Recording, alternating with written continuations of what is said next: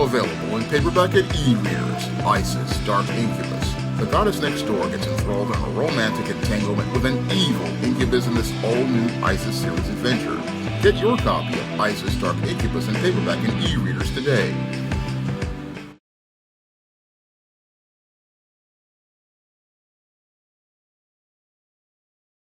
Yesterday, we not only lost an icon of cinema and theater when actor James Earl Jones wound up passing away, we also lost an icon of the comic medium when legendary comic book artist John Cassaday wound up passing away at 52 years old. Now, according to reports from the family of John Cassaday, they say that John Cassaday wound up passing away as a result of a brain injury, and I'm deeply saddened to hear about the passing of John Cassaday because he's only 1 year younger than me, and it really saddens me to hear about his passing because he was what I consider to be one of the great comic artists of the 21st century with a signature style that is, as I see it, on the level of legendary artists who have passed, such as Jack Kirby, Neil Adams, and George Perez.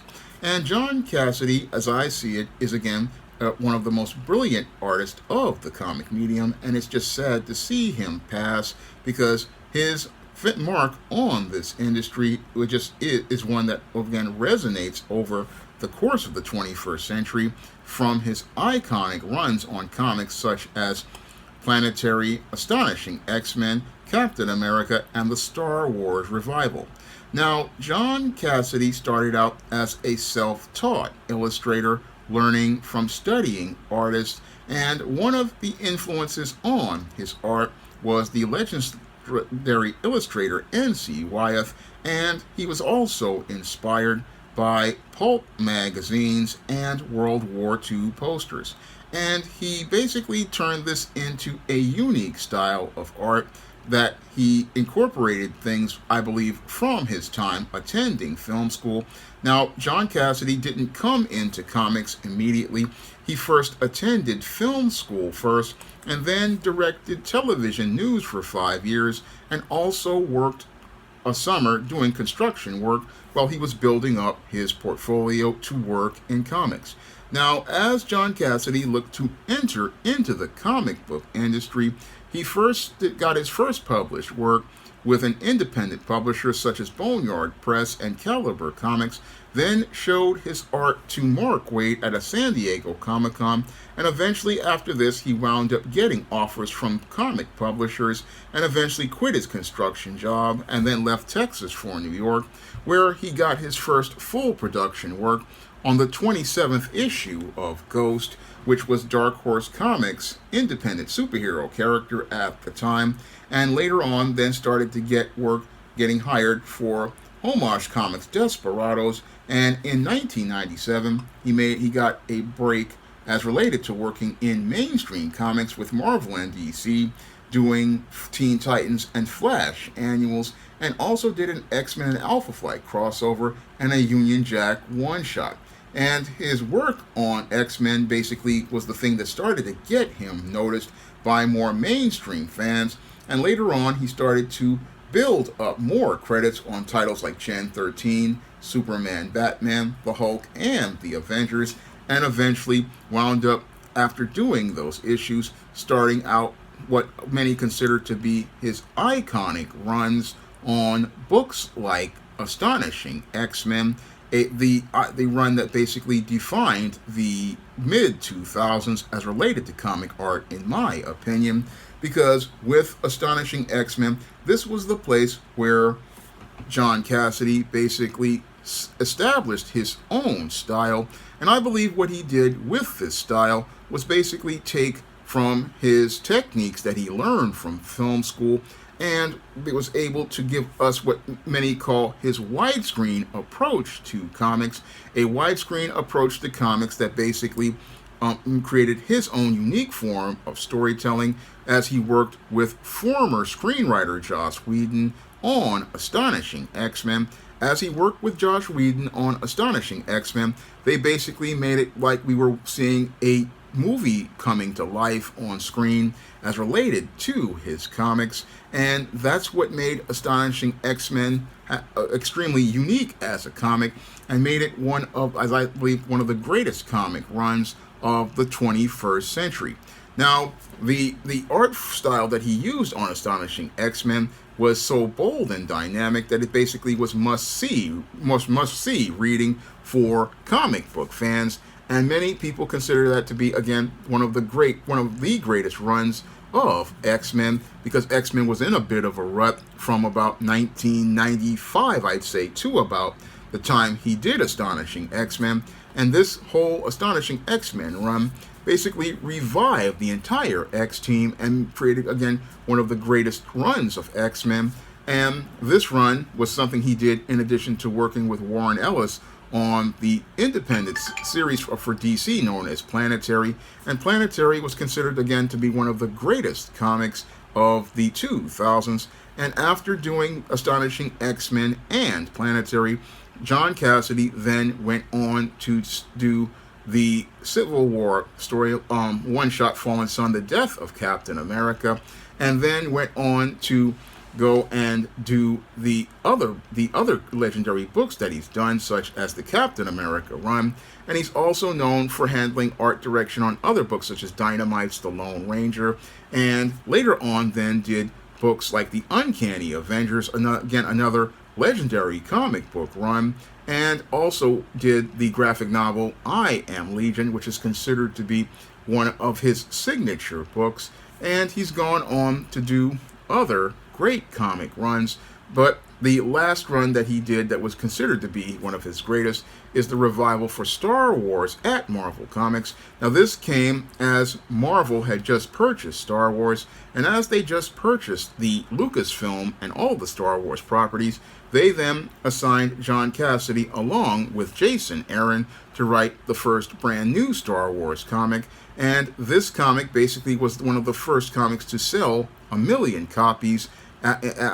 since Spawn #1 and X-Men #1 and Spider-Man #1 came out in the 90s. And it showed how popular John Cassaday was as an artist. I mean, he basically, again, I would consider him to be one of the greatest comic artists of the 21st century, and I would consider him to be a brilliant artist on the level of greats such as Jack Kirby, such as Neil Adams, such as John Byrne, such as George Perez, and such as Todd McFarlane. I mean, when I think of great artists, I think of John Cassaday. I mean, his art style is just unique, and it was really sad to hear about his passing, because just this year I had asked Bill Walko to pay homage to one of what I consider to be the greatest comic book covers of the 21st century, which was Astonishing X-Men #6, when I had him design a cover for Isis Dark Incubus. The Isis Dark Incubus cover was actually inspired by John Cassaday's work on Astonishing X-Men #6, and I thought that John Cassaday would, again, be around to hear about this homage, but sadly he wound up passing away. And what really saddens me the most is, again, he passed away on my birthday, and he's only 1 year older than I am. I mean, I'm 51 and he was 52, and it's sad to hear that he wound up passing away, also due to something related to his brain, because I had a brain aneurysm at 7 years old, so I know how that can basically, it's a condition that could just end your life almost automatically. But it was just sad to hear about the passing of John Cassaday, because, again, this man was a brilliant artist. He was an artist that basically defined comic book art for the 21st century. He was a brilliant talent who took techniques from things he learned from film school and gave us this beautiful cinematic style as related to comic book art, gave us a beautiful cinematic style as related to comic book art that basically took comic book art to the next level. And his influences such as N.C. Wyeth and World War II posters, you could see all of that coming to life in all of his art. I mean, you could see all of this just, again, beautiful colors, just dynamic compositions. I mean, it felt like you were watching a big screen movie, and that's the contribution that John Cassaday brought to comic book art that I'll always appreciate, because with each comic book artist, there's something to appreciate as related to their approach to style. Now, I myself, as a writer, I use, again, a very cinematic approach, similar to what John Cassaday and people like Joss Whedon use. I mean, and I could see, again, how he just had this beautiful approach to storytelling from just reading his comics, and it's just sad that he will no longer be with us to produce any more comic book art, because he just produced masterpieces as related to his visuals, and his style of storytelling just brought stories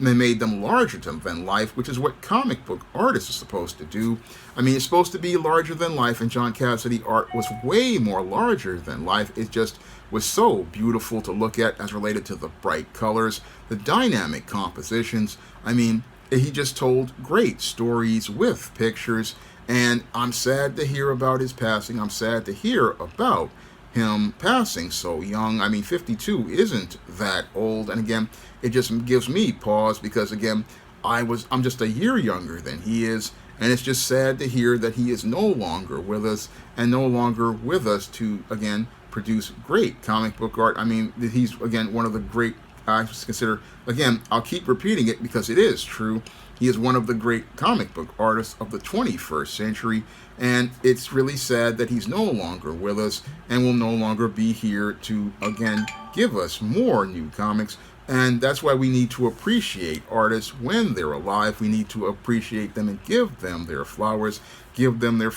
and again, show great respect for their work, because they're only here for a short time, and we need to appreciate them. And when you go to a Comic-Con, again, appreciate the comic artists by, again, doing things. I mean,